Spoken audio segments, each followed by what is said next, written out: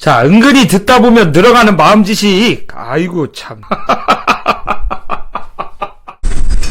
아이고, 오늘부터 비가 온다 그러는데, 비가 안 오고 해가 쨍쨍하네요.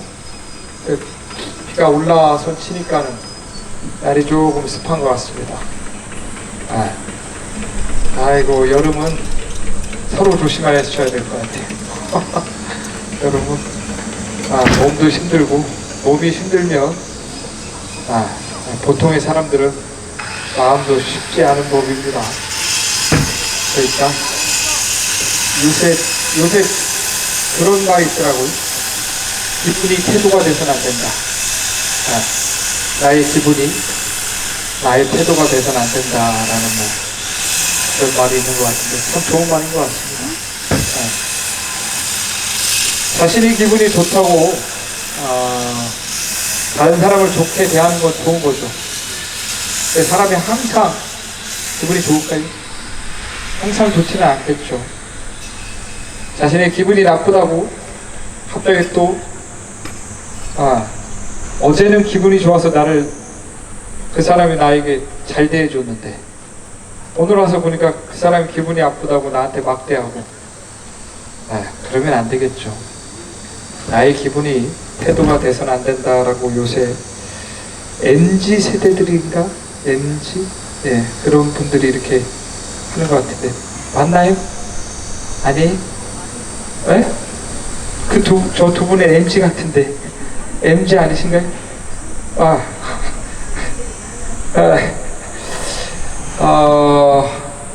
오늘은 그 가섭존자님 이야기를 한번 좀 해보려고 합니다.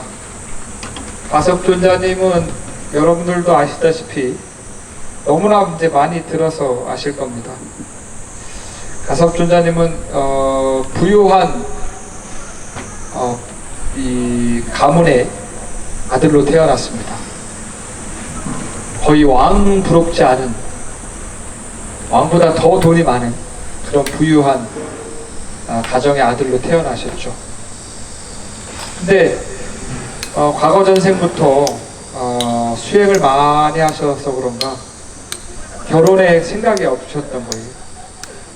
근데 가섭존자의 부모님은 가섭존자가 빨리 결혼을 해서 자신의 가문의 대를 잇기를 바랬죠. 근데 가섭존자님은 이것도 싫고 저것도 싫고 그냥 출가해서 수행자로 살고 싶어 했습니다.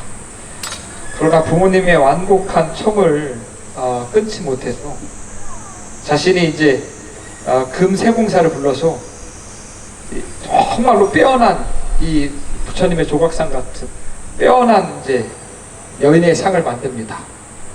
그리고 부모님께 이제 말을 하죠. 이것과 똑같이 아름다운 여인을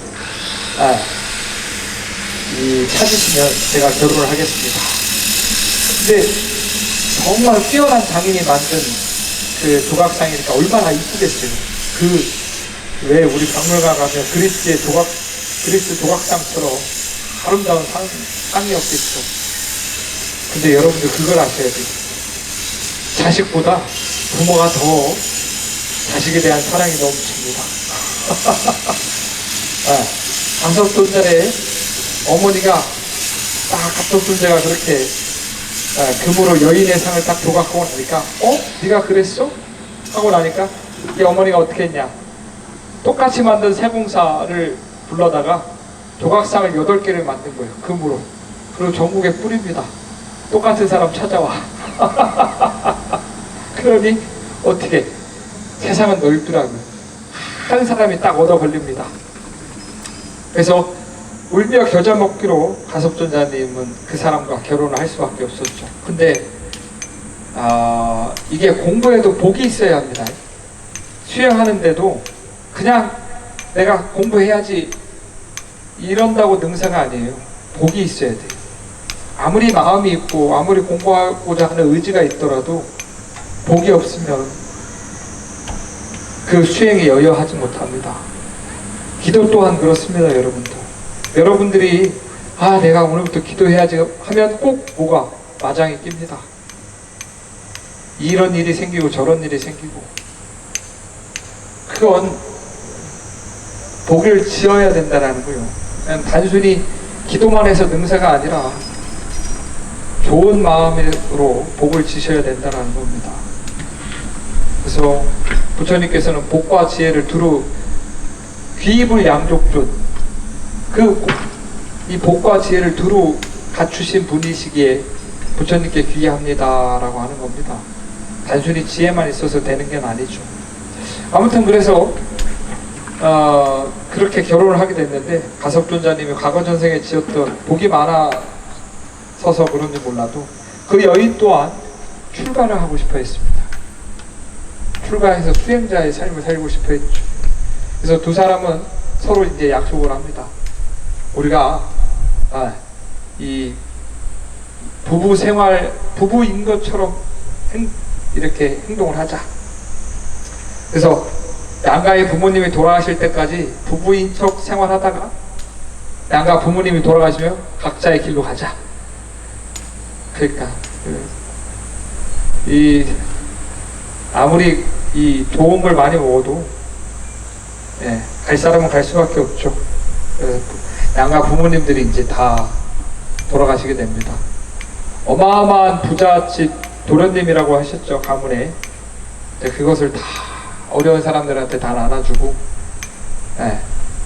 가섭존자와 그 부인이었던 두 사람은 나는 동쪽으로 갈 테니 당신은 서쪽으로 가시오. 그리고 좋은 스승을 만나걸라 꼭 전해주십시다. 알려주십시다. 그래서 이렇게 갑니다. 하루는 부처님께서 대중들과 이렇게 자리에 있다가 당신이 고요하게 일어나시고서 혼자 산책을 갑니다. 마음속으로 생각했죠. 또 큰 제자가 오겠다라고 생각해서 저 이제 길의 한쪽 나무 아래에 고요하게 앉아 계셨죠. 그러자 가섭존자님이 길을 유행을 하다가 부처님을 딱 마주보고, 내가 만약에 스승을 섬긴다고 하면 부처님을 보고 저분이 나의 스승일 것이다 라고 딱 마음으로 다짐을 하고 부처님께 상배를 합니다. 그러자 부처님이 이미 아셨기 때문에 어서 오너라 나의 제자여. 그래서 가섭존자님을 딱 받아들이죠. 가섭존자님 부처님을 딱 보자마자 자신이 입던 이 분소이라 그래요. 분소이. 가사보다 그러니까 몸을 가리는 옷. 그 몸을 가리는 옷을 탁 벗어서 부처님께 자리를 마련해 드립니다. 세존이시여 여기 앉으십시오. 그러자 부처님께서 기꺼이 그 자리에 앉아서 부드럽구나. 부드러웠지. 얼마나 부드럽겠어요. 그 더럽고 낡은 옷이 그럼에도 불구하고 부드럽구나 하면서 내가 입던 옷을 그대에게 줘도 되겠는가? 그러니까 마땅히 받겠습니다. 그래서 부처님이 직접 입던 이 가사를 딱 가섭존자에게 줍니다. 부처님께서 늘 가섭존자에게 법문을 대중들에게, 중생들에게 법을 전하라고 계속 말씀하셨습니다. 왜냐하면 사리불 목련존자라고 저번 시간에 말씀드렸죠. 사리불 목련존 두 상수 제자는 당신보다 나이도 많고 당신보다 오래 살지 못한다는 걸 부처님이 아셨기 때문에, 그리고 자신보다 가섭존자가 오래 살 것이라는 걸 알았기 때문에 그렇게 끊임없이 부처님은 가섭존자에게 사람들에게 나의 가르침을 좀 전해다오라고 간곡하게 청을 하셨다고 합니다. 하루는 사리불 존자가 가섭존자를 찾아옵니다.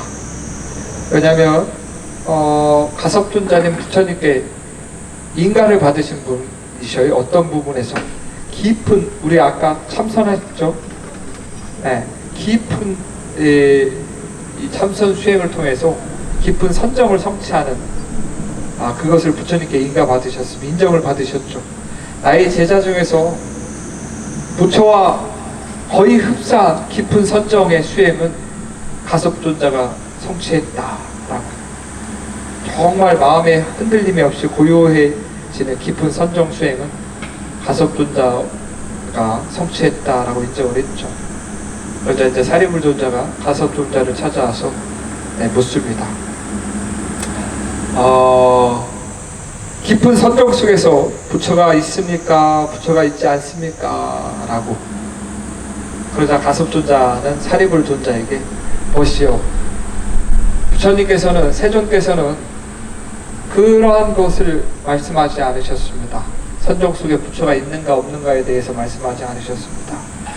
이것은 유익하지 않고 청정하지 않고 엄행으로 이끌지 않고 번뇌를 벗어나게 하지도 않고 괴로움을 끊게 하지도 않습니다.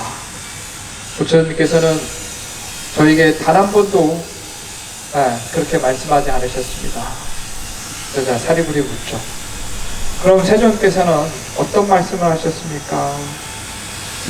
그러자 가섭존자님이 오직 세존께서는, 오직 부처님께서는 이것이 괴로움이다. 이것이 괴로움의 원인이다. 이것이 괴로움의 원인이 끊어진 상태이다. 이것이 괴로움의 소멸로 이끄는 길이다. 나는 이 괴로움을 알았다. 나는 이 괴로움의 원인을 끊었다. 나는 이 괴로움의 이 소멸이, 원인이 끊어진 그 상태를 작증했다, 체험했다, 체득했다. 나는 이 괴로움의 소멸로 이끄는 길을 닦았다. 나는 이것이 괴로움인 줄 알아야 한다. 이것이 괴로움의 원인인 줄 알고 끊어야 한다. 이것이 괴로움의 원인이 소멸된 상태임을 체득해야 한다. 이것이 괴로움의 소멸로 이끄는 길임을 알고서 닦아야 한다. 라고 가섭존자는 사리불에게 말을 했습니다. 인간에게 있어서 누군가 이제 철학자는 말합니다. 인간에게 있어서 가장 큰 축복은 망각이라고, 잊어버림이라고. 여러분들 살면서 괴롭지 않고 살아가는 존재가 있을까요? 없습니다. 괴롭지 않고 살아갈 수 있는 존재는 없습니다. 제가 늘 하는 비유인데, 다른 사람이 다리가 분질러지고 팔이 부러져도 내 손가락에 가시 박힌 것만큼은 못합니다. 누구나 괴로움을 겪고 살아간다는 거죠. 내 괴로움이 제일 커, 이것이 아니라 그냥 각자의 괴로움이 제일 괴로울 따름입니다. 그 괴로움을 비교할 필요도 없고, 그렇게 내 괴로움이 크다고 한탄할 필요도 없습니다. 그저 태어나는 그 순간부터 괴로울 따름입니다. 근데 아까 어느 철학자가 인간에게 가장 큰 축복이 망각이라고 했지만은 인간에게 큰 저주도 망각입니다. 괴로움을 잊어버리니까 또다시 그 괴로움을 마주할 수밖에 없습니다.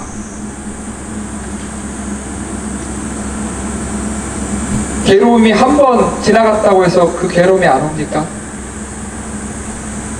또다시 찾아올 수밖에 없죠. 근데 괴로움을 잊어버리니 또다시 마주한 그 괴로움 때문에 또 괴로워질 수밖에 없죠. 불교는, 부처님의 가르침은 그 괴로움에 대해서, 그 괴로움이 왜 일어났는지, 어떻게 일어났는지, 무엇 때문에 일어났는지에 대한 그 괴로움의 원인을 명확하게 바라보라는 것입니다.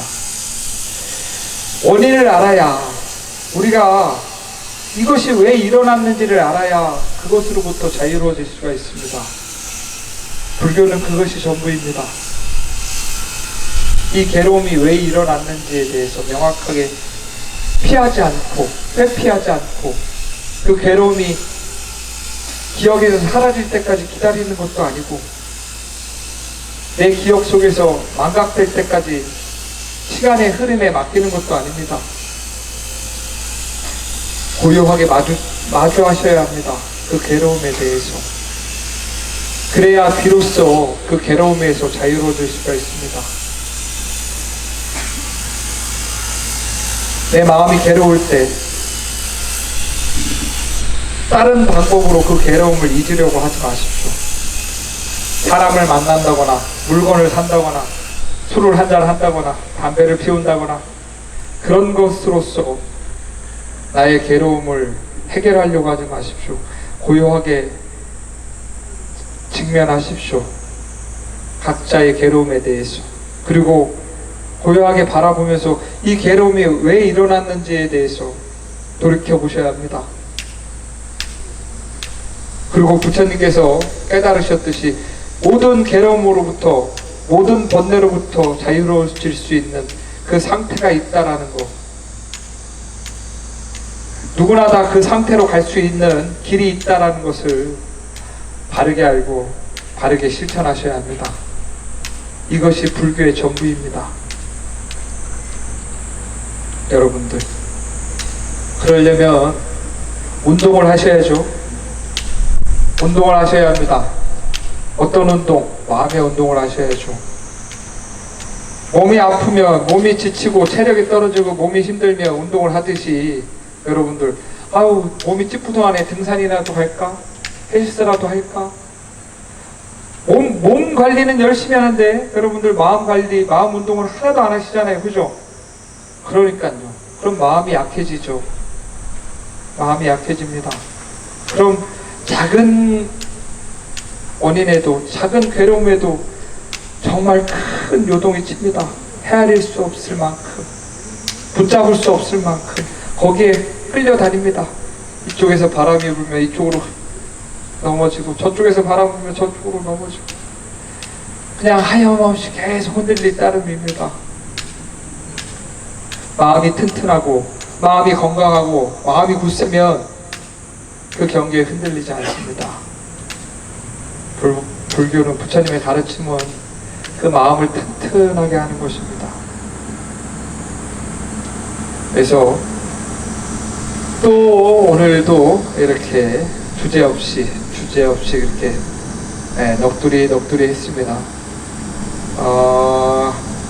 이번 주 비가 많이 온다고 하니까 다들 마음을 잘 써서 옆에 사람들에게 자신의 마음이 태도가 되지 않도록 그렇게 좋은 불자의 마음을 잘 쓰시는 한 주가 되시길 간절히 바라드리겠습니다. 감사합니다. 성불하십시오. 예, 백종